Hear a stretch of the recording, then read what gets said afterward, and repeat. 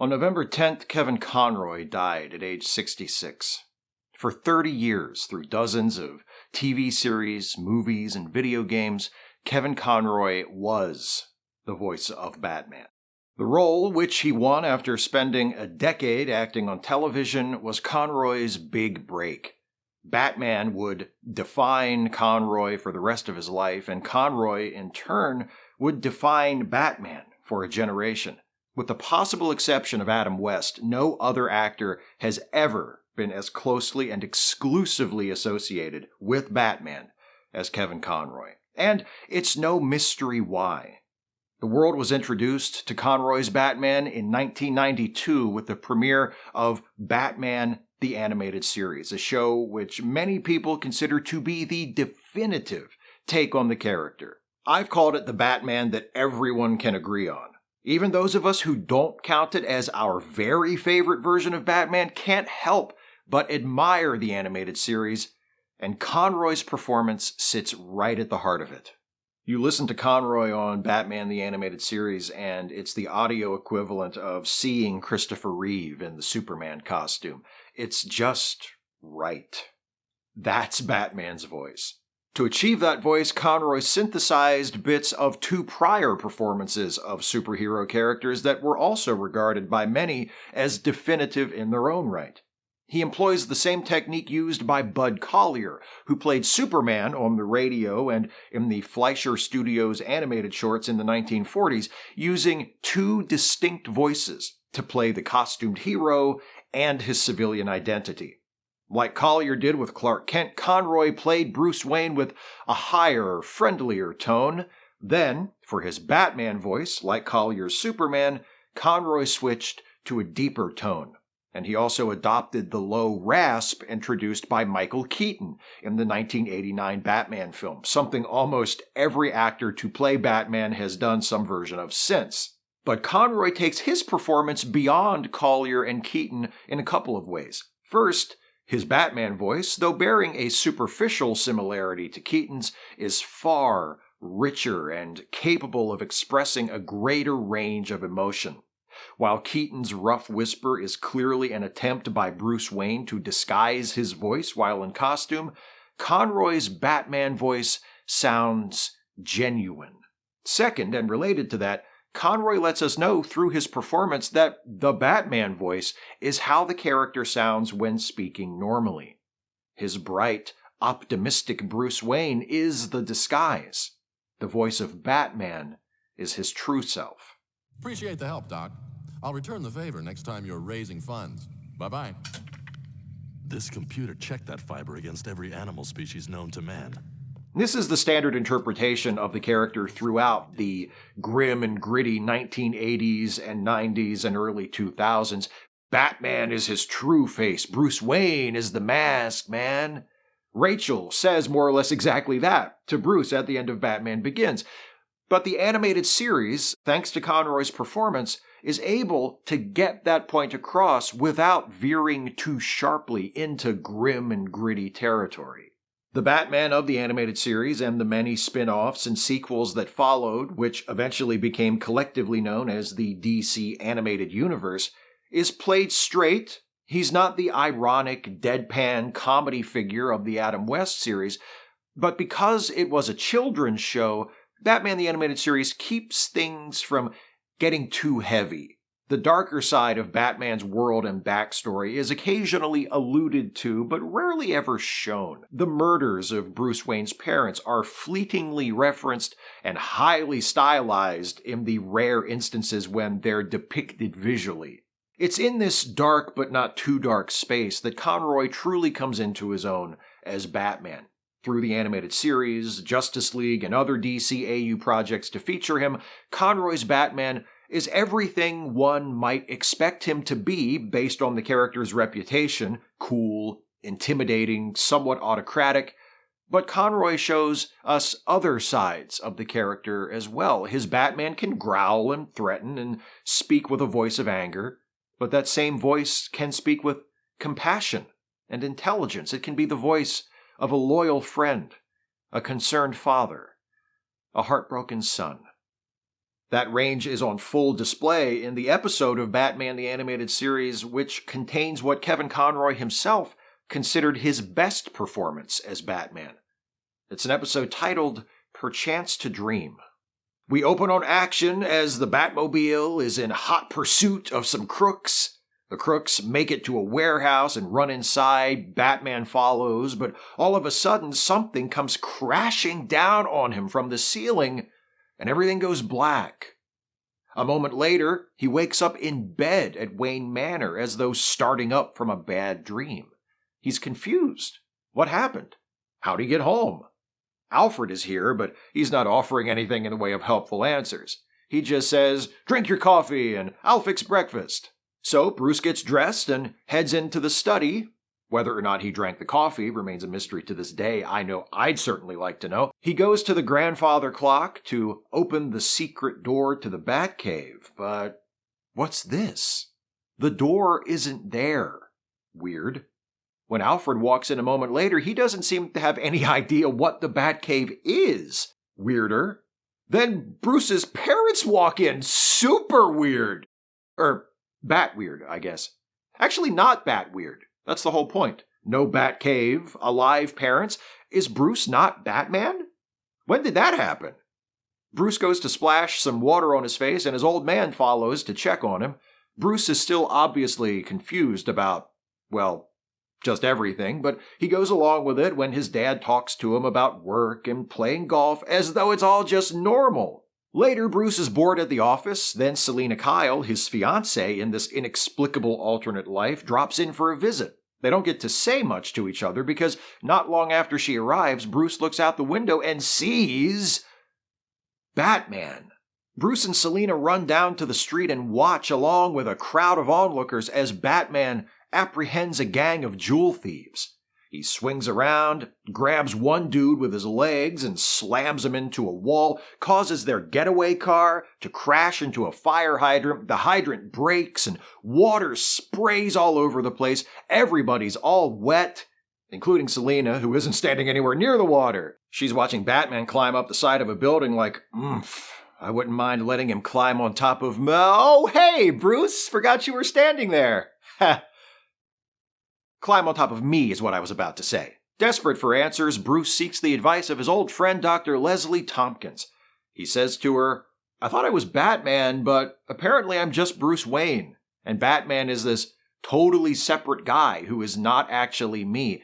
How could I have gotten that so wrong all these years?" And Dr. Tompkins, who seems remarkably unfazed and borderline bored by this conversation, tells Bruce what probably happened is you just imagined you were Batman because your real life is so boring and pointless. It happens to a lot of rich people who contribute nothing to society. I even heard about this South African guy who thinks he's Tony Stark. So Bruce goes home and decides to embrace the life of a rich guy with rich parents and a gorgeous and also rich girlfriend and really try to make it work. He hugs his dad. He jokes with Alfred about the entrance to the Batcave being missing. He seems ready to leave the whole Dark Knight thing behind him. But then he opens the newspaper and, gee, that's funny. All the letters are jumbled around and nothing makes any sense. Must be a typesetting error. How embarrassing. I hope they fired the working class person responsible. See, he's getting into the spirit already. Bruce pulls a book off the shelf and it's all random letters too. In fact, all the books are. He drops to his knees. He says, "Alfred, I can't read any of these books." And Alfred says, There, Master Bruce. Illiteracy isn't an obstacle for a person with your advantages." But that doesn't help. Bruce jumps up, shoves his parents aside, jumps in his car, and speeds to Gotham City. He buys a rope and a grappling hook, blows off some Keystone cops who show up to tell him his parents are concerned about him, and runs to a bell tower, which he climbs to the top of using the aforementioned rope and grappling hook. I mean, I would have at least tried the door. Bruce gets to the top, calls out Batman. Batman shows up, and Bruce tells him he knows what's up now. This is not the real life. This is just fantasy, specifically a dream. He knows because of the nonsense text in the newspaper and the books. Because dreaming and reading are functions of separate hemispheres of the brain, it's impossible to read in a dream. Batman's like, so how's that my fault? And Bruce says, it just is. And they fight. And the cops have the building surrounded, and there are cops trying to break through the door to the bell tower, and Bruce gets the upper hand on Batman and pulls off his cowl to reveal the Mad Hatter. You're right, the Mad Hatter says. This is a dream, a very special dream. The Hatter explains that this dream was created by his dream machine to give Batman everything he could ever want, the perfect life, the dream he'd never want to wake up from, so that he would never bother the Mad Hatter again. The dream machine doesn't reveal any information from the dream to the outside world, so the real Mad Hatter, unlike his dream counterpart, doesn't know Batman's secret identity or anything. But it doesn't matter, because once you're in the dream machine, you can't wake up. But waking up is exactly what Bruce wants to do. See, the perfect dream life the Mad Hatter's machine created has one flaw. It's not real. So, just as the cops break through the door, Bruce takes a running leap off of the tower, betting that this dream works under Inception rules, not Nightmare on Elm Street rules. And he's right. Instead of killing him, the suicide dive wakes him up. Batman kicks some ass on Hatter's henchmen, then demands to know why the Mad Hatter did it.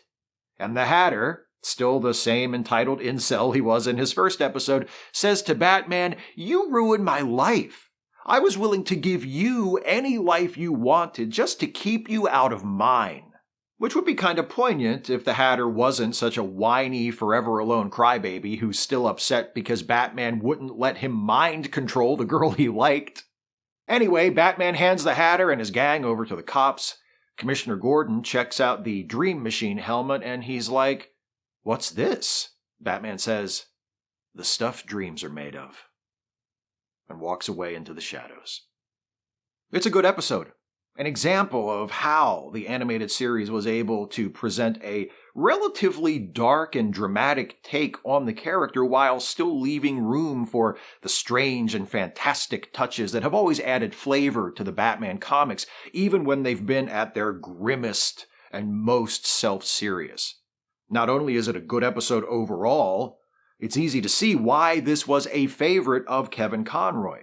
I was talking about the range of his Batman performance earlier. How's this for range? He plays 3 different versions of Batman in this one episode. The real Batman of the waking world he usually plays, the Bruce Wayne of the dream world who suddenly finds himself not Batman, and the Batman of the dream world. And Conroy isn't just giving the same performance as all 3 characters. He manages to distinguish each variation, giving real Batman, Dream Bruce, and Dream Batman their own individual personas. Dream Bruce, in particular, is an impressive characterization, allowing Conroy to inject a lot more uncertainty and vulnerability into his portrayal of Bruce than usual. Dream Batman is also interesting. Conroy plays him flatter, with a harsher edge than normal. He sounds like we would expect Batman to sound without Bruce Wayne. All growl, no humanity. Plus, Conroy also voices Thomas Wayne, Bruce's father, meaning that he essentially plays 4 characters in this one episode, 3 of which are subtle variations on the same character, and he pulls it off. Besides the quality of his own performance, I can take a guess at another reason Kevin Conroy might have liked this episode in particular, a more personal one. Earlier this year, Kevin Conroy wrote a story with art by Jay Bone for DC Pride called Finding Batman. In it, he reflects on various events in his personal and professional life that gave him insight into the character. As a child from a chaotic and unstable family and a closeted gay man pursuing an acting career in the 1970s and 80s and having to deal with both industry homophobia and the height of the AIDS crisis, Conroy realized that he could relate to Batman more than he initially expected. He knew what it was like to endure trauma and tragedy. He knew what it was like to keep his private life a closely held secret and wear his public persona like a mask.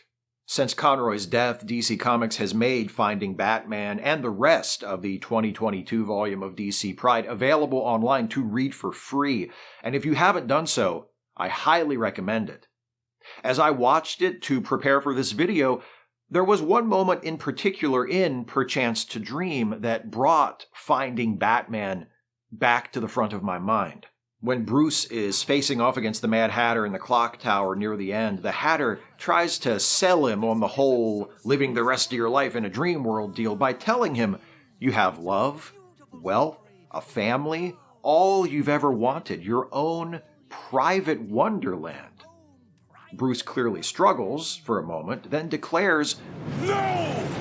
I won't live a lie, no matter how attractive you make it. I don't want to attempt to psychoanalyze Kevin Conroy here, but knowing what I know about his life and career leading up to Batman the Animated Series, having read Finding Batman, I can't help but think that line hit a lot harder for him than it would have for an actor who had not had his experiences. Here he was, a gay man in Hollywood in the early 90s, playing Batman, declaring that it was better to live authentically as yourself, even if that meant hardship and pain, than to pretend to be someone you're not.